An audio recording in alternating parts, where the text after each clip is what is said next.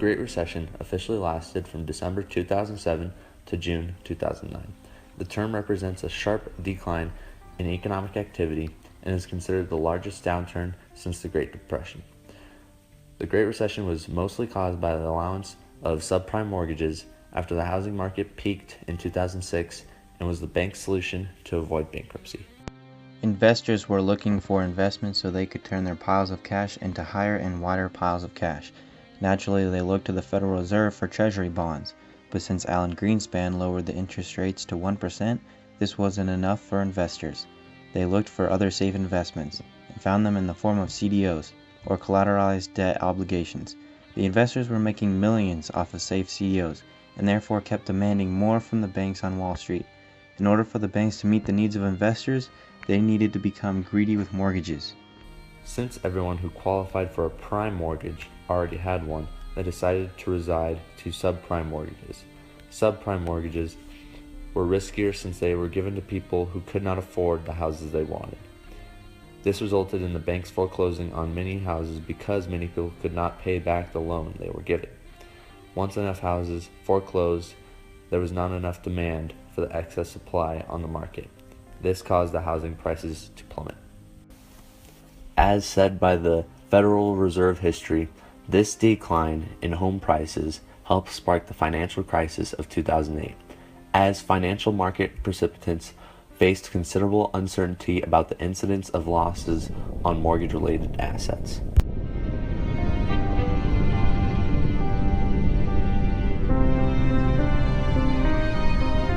To get even worse, people who could actually afford their payments chose to let the house foreclose because they were paying more than what the house was worth. Because banks now didn't have as many payments coming from homeowners, investors were not choosing to buy any more CDOs.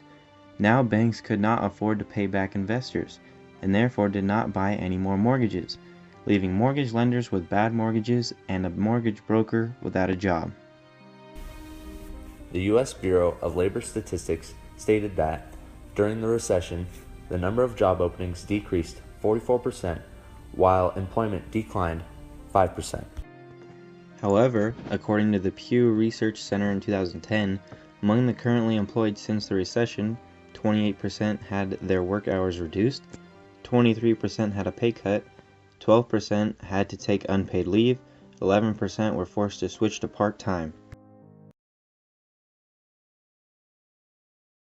Banks were given subprime loans to people that really could not afford the home they were getting into. Next year or so, 2008, things kind of went downhill.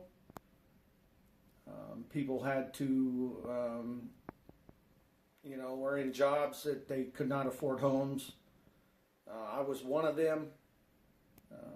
Went into having to sell my home, lost it. Luckily, I got rid of it before I went into foreclosure, but a lot of people did not. When you lost your house, did you lose money? Yes, I did, unfortunately. Typically, when you purchase a home, you put money into it every month and it builds equity. In my case, that did not happen. So, I'm sure that happened to a lot of people. But I was lucky enough to sell it before I went into foreclosure, which a lot of people, not so lucky. So. How much did you lose? Probably about $50,000-$60,000. Well, in my daily sales, I'd sell, my goal was to sell 3 or 4 bikes, ATVs, boats, whatever came about. Went from basically doing that to not selling really anything, going from that to minimum wage. Oh, my income went from 50 grand a year to probably 25, cut in half.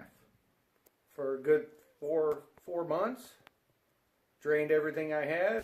The crisis also impacted families' savings and 401ks. As the Los Angeles Times states, with such lopsided finances, the housing market collapse and subsequent economic crash sent many people into a frightening world of underwater mortgages, foreclosures, unpaid credit card bills, and debt collectors. Even people who avoided these problems faced financial trauma as the value of their homes, retirement plans, and investments plummeted. In 2009, 1 in 7 people were living in poverty, and 1 in 5 kids under the age of 18 was living in poverty. Young kids have been hit the hardest, with nearly 1 in 4 children under the age of 6 living in poverty.